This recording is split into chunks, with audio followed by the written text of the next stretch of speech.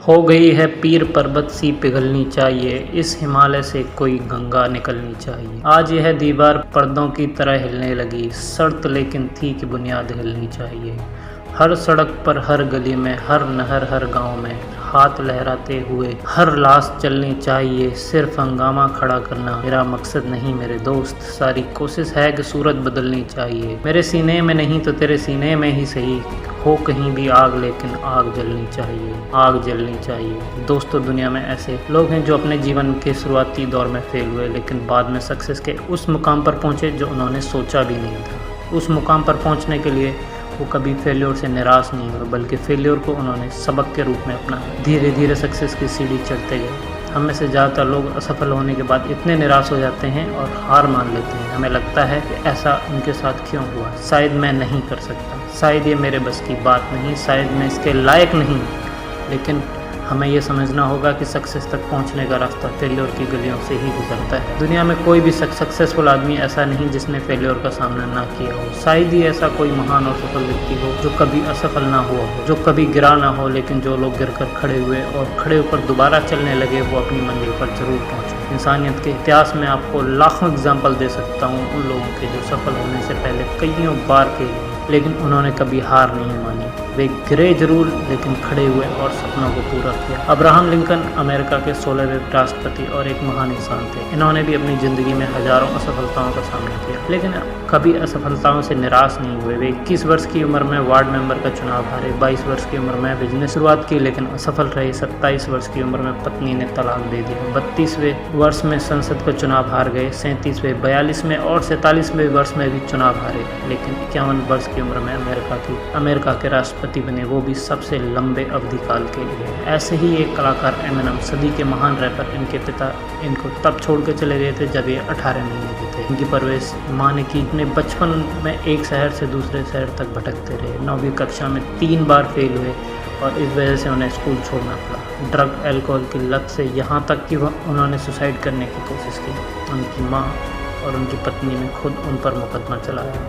उनके सबसे अच्छे दोस्त को किसी ने गोली मार दी और उनकी हत्या कर दी। इनके अंकल जो उनके सबसे करीबी थे उन्होंने सुसाइड कर लिया। तनाव के शिकार हुए, लेकिन उन्होंने हार नहीं मानी, कमबैक किया और ऐसा कमबैक किया कि दुनिया देखती रही। मार्शल एपी और तीसरे एल्बम के बाद एमिनेम शो ने ग्रैमी पुरस्कार जीता। वो लगातार 3 बेस्ट रैप एल्बम जीतने वाले पहले कलाकार थे। 2002 में उन्होंने लूज योरसेल्फ सॉन्ग के संगीत के लिए गीत अकादमी पुरस्कार जीता। लूज योरसेल्फ सबसे लंबे समय तक चलने वाला नंबर 1 हिप हॉप सॉन्ग था और उसने आज तक 80 मिलियन से अधिक एल्बम दुनिया में बेचे हैं। वे दुनिया के सबसे अधिक बिकने वाले संगीतकार थे। एमिनेम रोलिंग स्टोन मैगजीन द्वारा चुने गए 100 महानतम कलाकारों में से एक है। वह मैगजीन ने भी उन्हें अब तक का सबसे सर्वश्रेष्ठ रैप गायक कहा है। दिसंबर 2019 में बिलबोर्ड पत्रिका ने उन्हें दशक के कलाकार के नाम दिया है। बिलबोर्ड के अनुसार 2000 सबसे अधिक बिकने वाली 5 एल्बम में से 2 एमिनेम की थी। ऐसे ही एक साइंटिस्ट थे थॉमस अल्वा एडिसन। बचपन में गरीबी से गुजरने वाले महान वैज्ञानिक ने कभी हौसला नहीं खोया।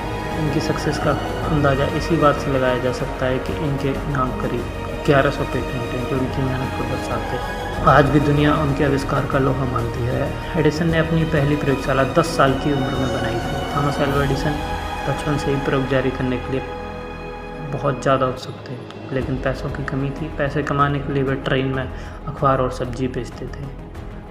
वो अपने कार्य के प्रति इतने लगनशील थे कि अगर कोई प्रयोग पूरा नहीं होता तो वो बिना सोए करीब 4 दिन तक लगातार लगे रहते थे। वो काम में इतने मशगूल हो जाते थे कि खाना भी भूल जाते थे। बिजली के बल्ब के आविष्कार करने के लिए उन्हें कड़ी मेहनत करनी पड़ी। एडिसन बल्ब बनाने में 10,000 बार से अधिक बार असफल हुए और बाद में जब किसी ने पूछा तो उन्होंने कहा, मैं कभी नाकाम नहीं हुआ, बल्कि मैंने 10,000 ऐसे रास्ते निकाले जो मेरे काम नहीं आ सके। पहला बल्ब बनाने में करीब $40,000 की लागत आई थी, लेकिन जब 40 इलेक्ट्रिक बल्ब का प्रदर्शन किया तो 3,000 लोगों का हजूम जुटा। ऐसी कहानी स्टीव जॉब्स एप्पल के फाउंडर की है। कॉलेज के दिनों में अपने दोस्तों के कमरों में फर्श पर सोते थे। कोक की बोतलों को बेचकर जो पैसा मिलता उससे खाना खाते थे। स्टीव जॉब्स पेट भरकर खाना खाने के लिए हफ्ते में 1 बार चलकर मंदिर जाया करते थे। इन्होंने अपने दोस्तों के साथ मिलकर एप्पल कंपनी को एक गैराज में शुरू किया, लेकिन ज़िंदगी इतनी सही नहीं थी। इसी कंपनी से इनको 4 साल बाद निकाल दिया गया। हैरी पॉटर बुक की राइटर J.K. रोलिंग शुरुआती समय में उनकी यह बुक 12 पब्लिशर्स द्वारा रिजेक्ट की गई थी। आज जेके राउलिंग दुनिया की सबसे अमीर राइटर। IPS मनोज शर्मा जिन्होंने कभी कोई क्लास सेकंड डिवीज़न से ज़्यादा अधिक पास नहीं की तथा 12वीं में भी फेल हो गए थे, लेकिन अपनी कड़ी मेहनत और लगन से IPS बने। दोस्तों, मैं आपको हज़ारों एग्जाम्पल दे सकता हूँ और ये वीडियो लंबी होती चली जाएगी, पर मुद्दे की बात यह है कि गिरते सब हैं लेकिन जीतते वही हैं जो गिरकर खड़े हो जाते हैं, जिनके इरादे फौलादी और हौसले चट्टान से मजबूत होते हैं, जिन्हें जिद होती है बस जीतने की, हर हाल में जीतने की। टोनी रॉबर्ट्स के एक कोट के साथ मैं ये वीडियो ख़त्म करना चाहूँगा।